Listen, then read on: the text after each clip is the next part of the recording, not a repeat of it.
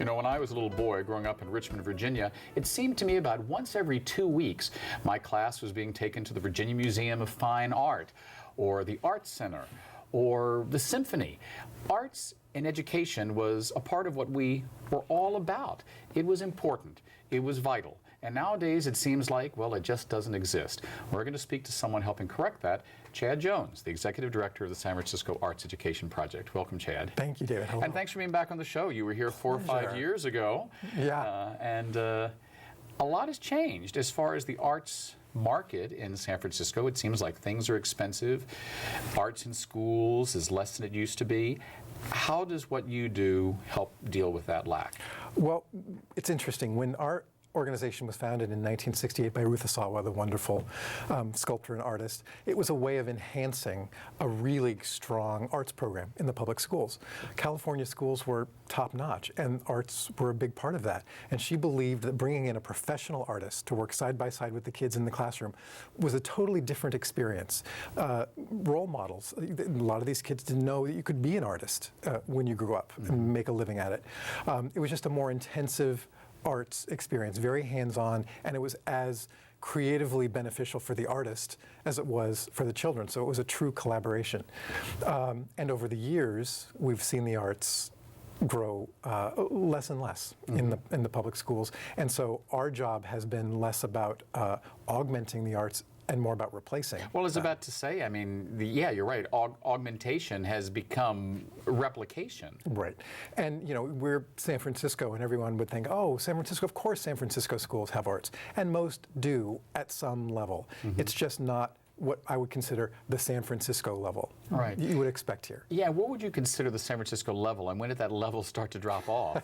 Well, Prop 13 had an awful lot to do with it, with the general decline of California public schools. You know, people have to make cuts, and often they see arts as a fringe program and not essential. I personally believe, and our organization believes, they are essential. Talk about a full, rounded person, human being. That's what education is about, and the arts are a big part of that. So as we've seen the arts dwindle to a bare minimum, which is what they are, and the sad thing is that it differs greatly from school to school, depending on the level of parent involvement. If a school, for instance, has a really involved parent organization raising money specifically to bring in more arts programs, that's great. The kids benefit, the school benefits. But other schools don't have as active a parent body. So there's great inequity in that. So they have to rely on other resources to get the arts in the schools. You know, we're talking in kind of a general term about the importance of arts education and what the San Francisco Arts Education Project does. But very specifically, what does the San Francisco Arts Education Project do? I'm a kid, I'm at Lick Wilmerding, and you know, I think I have a predilection for the arts. How does what you do affect my life as an 8th grader, or a 6th grader, or a 2nd grader? The core part of our program, we do a bunch of different things, but it all boils down to kids interacting with professional artists in the performing and the visual arts. So the biggest part of that program is our Artists in the Schools program, Artist Residencies. We're in about 20 public elementary and middle schools, and we work with the arts coordinator, if the school is lucky enough to have one, the school principal, classroom teachers, to design an arts program to fit their needs. So every program is slightly different in terms of length, number of kids, number of times they meet during the week. Is there going to be a show at the end? You know, all the various details are customized. Is it going to bear some relation to the work they're doing in the classroom in history, California history, or something like that? So it's more integrated into the curriculum, or not. It's up to the schools to decide that. And we work with them to create a residency that ranges from 12 weeks to all school year long.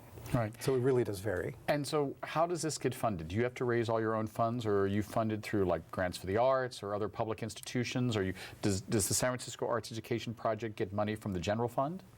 We receive money from the schools themselves. They have some money that they get to choose how they spend it on their arts programs or their libraries or their sports programs. We also get a little bit of government money for an after-school program, and we get foundation money and individual donations. Right.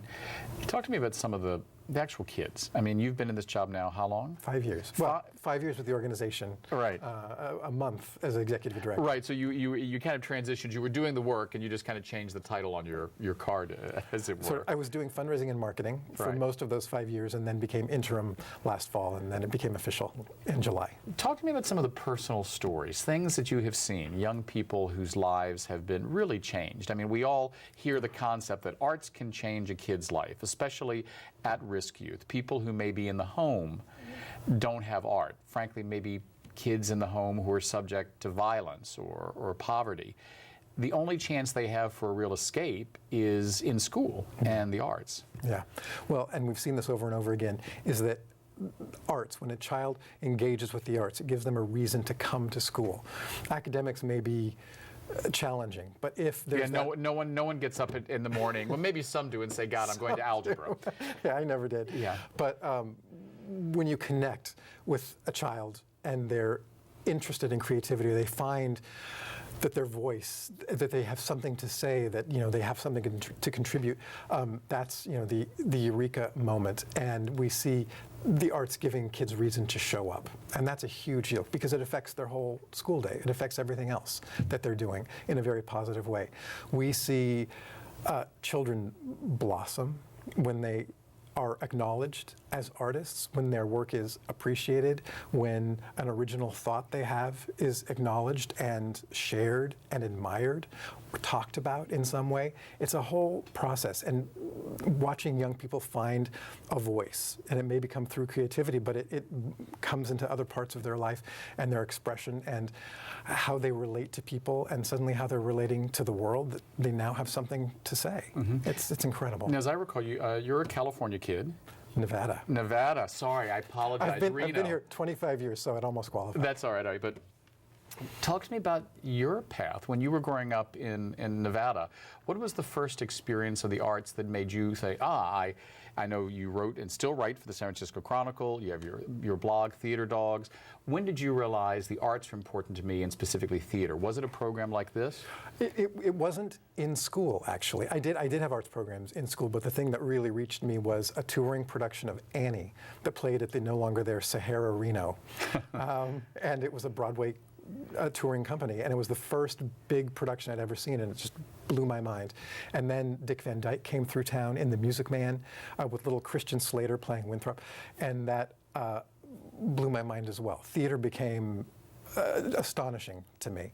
And as a very young kid, 4th grade, I think, I got involved with Reno Little Theater, and then was involved in theater and then writing in school from that point on. And I was one of those kids who my interaction with the arts, in school and out of school, changed the course of my life. It gave me a direction to follow. I realized I had a voice. Right. I realized there were people I had something in common with who didn't care to talk about sports, Yeah. as everyone else in the world seemed to want to do. Right. And I felt so outside that. I found my people. Right. And I found a direction to go in life. It really did. It sounds kind of cliche, but if I hadn't had those arts experiences, I don't know where I would have ended up. All right. In our last few moments, talk to me about, and this is more of a theoretical question, kind of a, big picture question.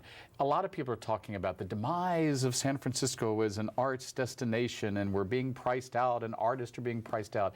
Is this all doom and gloom, or is there some good news? Is there a silver lining to all of this? There's always a silver lining.